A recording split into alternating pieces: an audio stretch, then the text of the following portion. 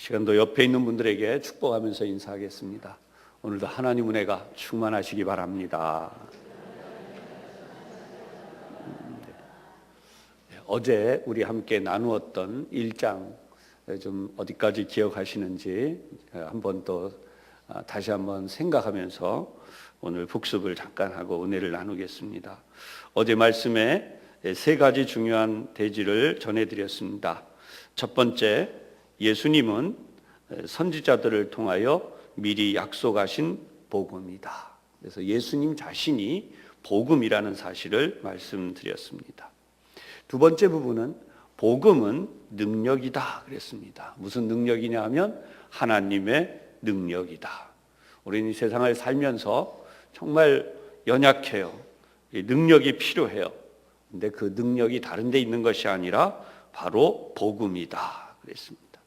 세 번째 부분은 하나님을 믿지 않는 사람들에 대한 하나님의 진노는 버려두시는 것이다 그랬습니다. 하나님께서 버려두심으로 하나님의 진노를 나타내셨다. 예수 믿고 싶어도 못 믿는 거죠. 그런 것이 바로 하나님의 진노다 그랬습니다.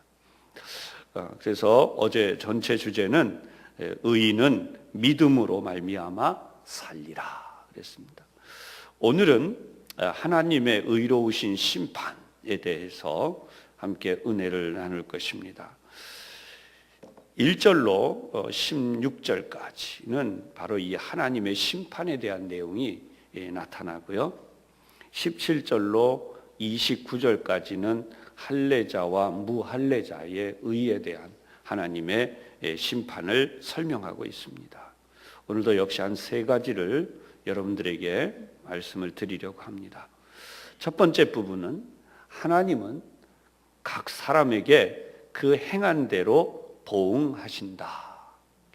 오늘도 우리가 어떻게 행하느냐, 하나님은 거기에 관심이 많으셔요. 각 사람은 그 행한 대로 받는다는 거죠. 그래서 1절에서부터 설명이 쭉 내려가고 있습니다. 엄격히 말하면 바울은 율법 학자였어요. 그런데 그가 예수님을 만나면서 이 율법에 대한, 구약의 율법에 대한 재해석을 하기 시작해요. 그 재해석은 그냥 하는 것이 아니라 하나님께서 성령을 통하여 이 바울에게 깊은 감동을 주실 뿐만 아니라 이방 사회에 속한 많은 사람들에게 어떻게 하나님의 복음이 적용될 수 있는가. 그래서 그 복음의 적용에 대한 부분들을 깊이 깨닫고 그리고 그 부분을 설명해 나갔습니다. 그 가운데 많은 부분이 서신서에 들어있어요. 그런데 그 중에 바로 이 로마서가 가장 그 설명 가운데 깊은 학문적 가치는 물론이고 또 우리가 실천할 때에 기준을 삼을 수 있는 가장 이해하기 쉬우면서도 가장 심오한 그 신학적 가치를 지니고 있다. 그 가운데 바로 이 부분을 설명해 내려가는 겁니다. 하나님은 당연히 각 사람이 행한 대로 보응하시는 것이 맞는 거죠. 그런데 이 부분을 율법과 같이 적용시켜 내려가는 거예요. 1절에 보면 남을 판단하는 사람, 핑계하지 못할 것이 뭐냐 하면 네가 같은 일을 하고 있다는 거예요. 우리가 제일 많이 실수하는, 예수님이 말씀하신 그대로 남의 눈에 티는 보면서 내 눈에 들보는 보지 못하느냐, 이 말씀이 여기에도 잘 나타나고 있어요. 누구를 막론하고 핑계하지 못할 것은 남을 판단하는 그것으로 바로 자신을 정죄하는 것. 그 이유가 뭐냐? 같은 일을 하고 있다는 것. 이거는 범죄를 이야기하는 거죠. 그래서 이런 일을 행하는 자에게 2절 하나님의 심판이 진리대로 되는 줄을 안다. 진리가 뭐죠? 율법이에요. 하나님이 하시려는 그 일이 나에게도 그대로 적용된다는 거죠. 유명한 그 우리나라 유화 가운데 뭐 그런 말이 있잖아요. 남에게 시키면 나는 똑같은 일을 하고 있으면서 전혀 모르는, 뭐 또 심지어 개가 자식 보고는 너 곁으로 가지 마라. 그러면서 또 계속 어미개도 옆으로 가고 있다. 그런 얘기가 있는 것처럼요. 그래서 언제나 우리가 이 하나님의 말씀을 가지고 우리 자신을 먼저 돌아봐야 되겠다는 거죠. 구원받은 자들이나 하나님의 백성으로 살아가는 자들의 가장 중요한 율법에 대한 자세, 그것이 바로 이 부분이라는 거예요. 그래서 혹독한 말을 3절에 해요. 이런 일을 행하는 자를 판단하고도 같은 일을 행하는 사람아, 내가 하나님의 심판을 피할 줄로 생각하느냐. 여기까지 설명이 내려온 다음에 이 하나님을 믿지 않는 사람에 대한 말씀으로 이렇게 좀 전환이 되어집니다. 그래서 4절에 보면 하나님은 인자하심을 가지고 계셔요. 그래서 기다리신다는 거예요. 그런데 바로 그 인자하심이 너를 인도하여 회개하게 하심을 알지 못하느냐. 죄를 지어도 당장 하나님이 벌을 내리지 않으시고, 우리가 생각할 때 이제 뭐 조금 잘못하면 순식간에 이렇게 벌이 임하는, 좀 더 뭐 교회학교 학생들에게도 제가 그 전에 설명할 적에 그런 적이 있었어요. 하늘에서 하나님의 주먹의 알밤이 싹 내려와서 잘못하는 순간에 탁, 그러면 금방 깨닫겠죠. 근데 그렇게 하는 게 아니고 하나님은 기다리신다는 거예요.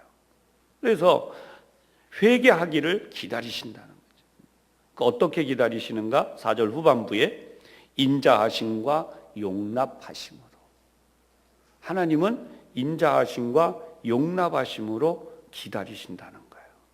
그래서 그렇게 하나님이 기다리고 계신 자체를 멸시하는 거냐? 하나님에 대한 무시, 멸시가 그렇게 나타나는. 결과적으로 그것은 뭐냐? 하나님의 심판을 기다리고 있는데 그때 임할 진노를 더 많이 쌓고 있다. 그것이 5절의 말씀이죠. 그날에 임할 진노를 내게 쌓는도다.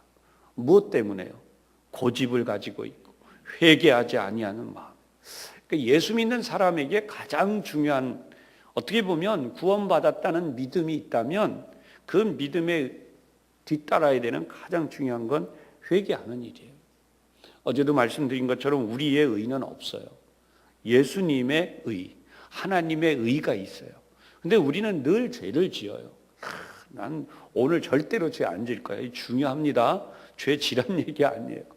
근데 나는 절대 죄 안 지으려고 했는데 나도 모르게 지나놓고 보면 내가 죄를 지었다는 걸 깨달아요. 누가 깨닫게 하실까요? 성령님이요.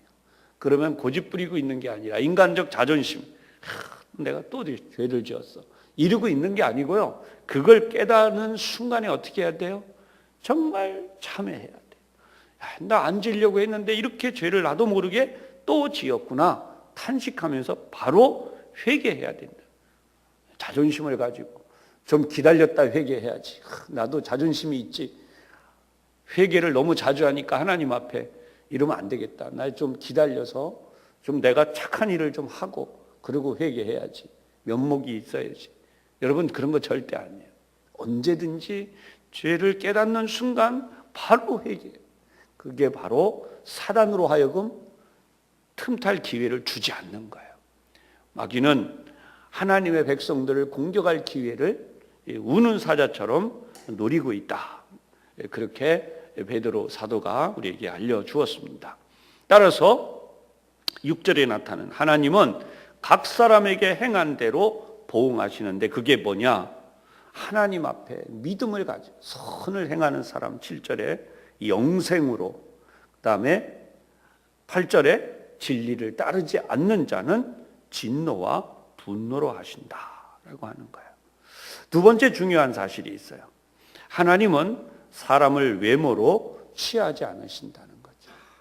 사람은 종종 보면 이제 누군가를 이렇게 보면서 저 사람은 좀 이렇게 봐줘야겠다.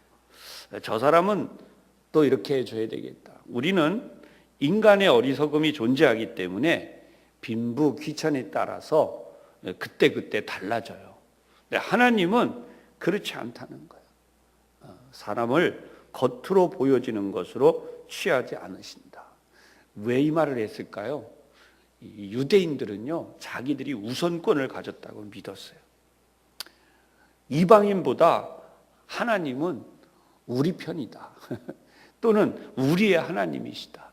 그래서 우리 인간은 그럴 수도 있잖아요. 내 집 사람, 또 나하고 관련이 있는 사람에게는 좀 덜 혹독하게, 또 그렇지 않은 사람들에게는 좀 아주 혹독하게. 심지어 여러분, 이 세상에는 영화나 드라마 가운데, 특히 영화에도 보면 마피아와 관련된 영화가 나올 때 자기들이 옳으냐 그르냐 이런 거 안 따지죠. 제일 가장 중요하게 보는 건 우리 식구다. 이걸 아주 강조합니다.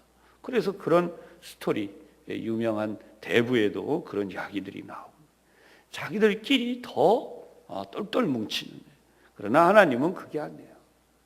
누구든지 선을 행하는 자는 선으로, 악을 행하는 자는 그 악에 대하여 심판하신다는 거죠. 그것이 바로 하나님이 어떻게 하시느냐? 먼저는 유대인에게, 그리고 헬라인에게. 그러니까 유대인이 먼저 어떻다는 거예요? 책임이 있다는 거예요. 그래서 악을 행하는 각 사람에게, 9절에 각 사람에게 환난과 곤고가 있을 것이다. 10절에는 선을 행하는 각 사람에게는 영광과 존귀 그리고 평강이 있을 것이다. 가만히 이 부분을 보면요, 정말 우리가 영광을 누리기를 원하고, 그 다음에 존귀함, 진정으로 평안한 삶을 살기를 원하면 우리가 이렇게 살아가야 되겠다라고 하는 것을 분명히 알려주시는 거죠. 누가 우리에게 그렇게 해주세요? 하나님께서. 하나님은 우리의 어떤 외모를 보지 않으신다는 거예요. 그래서 11절에 명백하게 하나님께서 사람을 외모로 취하지 아니하신다. 세 번째 중요한 부분이 있습니다. 우리는 늘 칭찬을 기다릴 때에 이 칭찬이 사람에게 있기를 원해요. 그래서 여러분, 얼마나 많이 사람들이 이 외적인 면에, 또 겉으로 드러난 것에 추징하는지 모릅니다. 아주 치중하는 게 그쪽이죠. 근데 칭찬은 사람이 아니라 하나님께서 하신다. 진정한 칭찬이죠. 요즘 선거 때가 되니까 또 일어나는 똑같은 현상이 있습니다. 얼마나 내가 좋은 정책을 펴왔는가, 내가 얼마나 좋은 일을 많이 해왔는가, 또 앞으로 내가 이제 지도자가 되면 이렇게 대단한 일들을 하겠다라는 이야기들을 많이 하고 있습니다. 우리 교우들도 다 그러시겠지만, 이 선거 때가 되면 가장 우려되는 것 중에 하나가 지키지 못할 약속들을 참 많이 한다는 거예요. 어느 정권이 되었든지 어떤 지도자가 되었든지 일단 되고 보자, 그런 건지 모르겠는데, 그냥 그 다음에 또 다른 사람에 대해서는 그냥 여러 가지 험담을 또 그냥 이야기를 하면서 서로 공격을 하고, 이제 그런 일이 아니라 정말 우리도 진실해져야 되겠죠. 저는 그분들이 다 좀 선거에 나오시는 분들이 예수님을 잘 믿었으면 좋겠어요. 그래서 국민들 앞에 이렇게 이 말씀처럼 진실해지면 좋겠어요. 칭찬, 진정한 칭찬은 하나님이 하신다. 지도자는 하나님이 세우시는 줄로 믿습니다. 그래서 오늘 보면 27절에 이렇게 돼 있어요. 참 이게 어려운 부분이기도 하면서 동시에 희망이 되기도 하는 부분이에요. 27절 우리 한 목소리로 함께 봉독을 해보십시다. 27절 시작.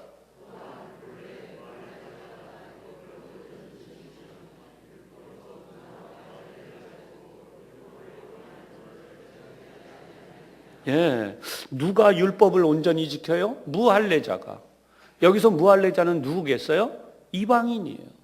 이방인이 하나님을 믿으면서 믿음의 삶을 살다 보니까 말씀에 의해서 어떤 일이 일어나요? 예수님의 가르치심, 그 말씀에 의해서 율법을 뛰어넘을 정도로 율법의 모든 조문들을 지키게 된다는 거죠.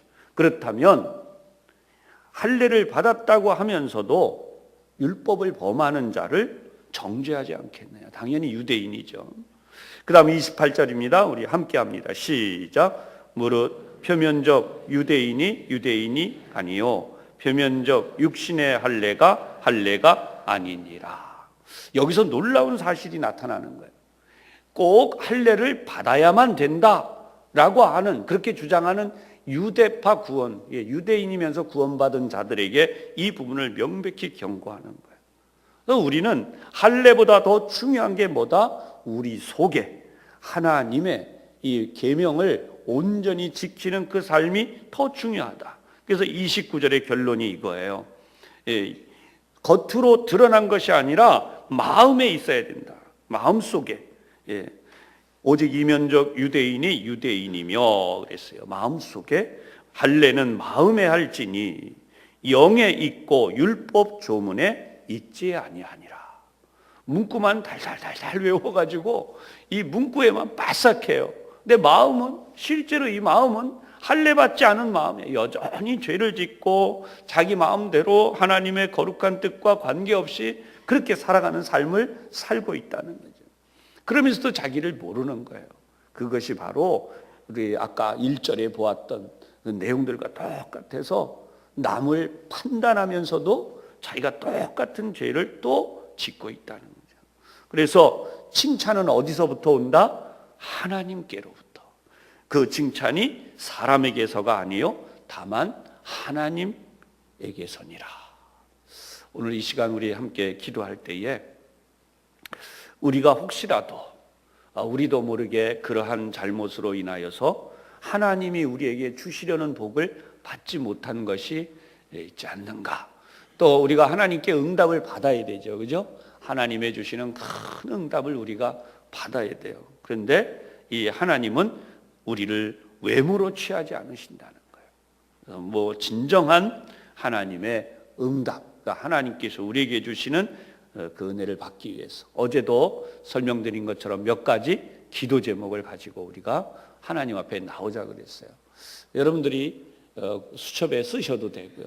이번에 기도 제목을 하나님, 최소한 저는 여러분들에게 한 몇 가지 꼭 이상, 한 가지도 좋아요. 그렇지만 몇 가지 이상 좀 하나님 앞에 간절히 내놓고 기도하면 하나님이 이렇게 응답해 주시는구나. 꼭 체험하시기를 바란다 그랬습니다. 오늘도 어제 이어서 기도의 제목들을 함께 내놓고 오늘 이 본문처럼 나타난 내용을 가지고 함께 통성으로 기도하도록 하겠습니다. 주여 한번 부른 다음 함께 기도합니다. 하나님은 우리 각 사람에게 행한 대로 보응하신다고 하셨습니다. 하나님은 우리 자신을 외모로 보지 않으시고 우리의 심령을 꿰뚫어 보시고 하나님은 또한 칭찬할 때에 우리의 그런 인간적인 것이 아니라 우리 마음의 할례를 한 영적으로 우리가 진정 하나님의 말씀에 의하여 살아간 것을 보시고 칭찬하심을 저희들이 깨달았습니다. 오늘 하나님의 주시는 놀라운 은혜와 복을 다 회복하는 저희들이 되게 하여 주시옵소서. 예수님 이름으로 기도하옵나이다. 아멘. 이제는 우리 주님 예수 그리스도의 은혜와 아버지 하나님의 놀라우신 사랑하심과 성령님의 충만하심, 하나님의 의로우신 심판 앞에서 그렇게 하나님의 그 사랑과 은혜로 인정을 받고 살아가기로 다짐하며 하나님의 거룩한 백성으로 살기를 소원하며 다시 한번 삶의 자리를 향해 힘차게 나가는 우리 모든 성도들 위해 이제로부터 항상 함께 하시기를 간절히 축원하옵나이다. 아멘.